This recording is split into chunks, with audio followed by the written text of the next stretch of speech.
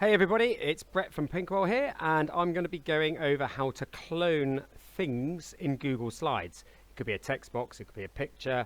So we have a demo classroom here, and we've got a Jamboard, which we are going to allow students to edit, and a Google Slides, which they can edit.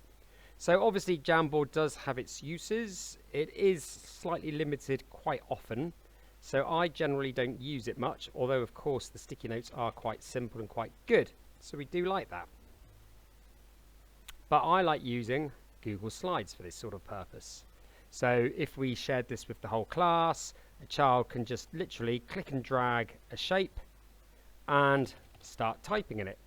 The glorious thing about slides obviously is that they can format the box to their own way. They can add images to it or whatever. So how do I get all of these nicely lined up and beautifully coloured? Very good question. Control M for a new slide. Click on the slide, Control A, delete, and we can insert a template. So make it whatever shape you like, whatever size you think is appropriate, and start typing in it. Now here we need to make sure this is perfect, so I'm going to double click, change the font. My favourite at the moment is this Comforter.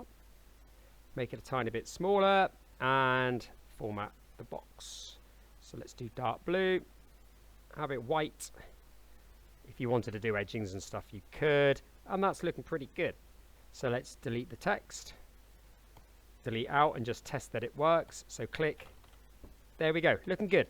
Right, so this is my blue one. Click on it once and Control D lots of times. So Control, keep your little finger on Control and keep tapping D. D, D, D, D, da, da, da, da, da. So we got lots of them. So pretend that's probably what we want. Now this is the good bit. This is genius. Lasso, click and drag around them. And then right click somewhere on one of the boxes. And then we can align horizontally and vertically. So here is our horizontal. And then we can align vertically in the middle. Drag that bad boy over here, and then look, click and drag, we got lots of blues. Control Z for undo. Now what we can do is lasso around them. If you just click, you're only clicking the top one, but if you lasso around the shapes, you are actually selecting all of them. So we can then do a Control D for duplicate. Drag this over here, and then you can change its background color to something else that's dark. Control D, drag you over here, line them up because we've got to be neat, haven't we? And then another dark color. Let's do the dark green. Control D, let's do a light color. So line up, look at those red lines, they're beautiful.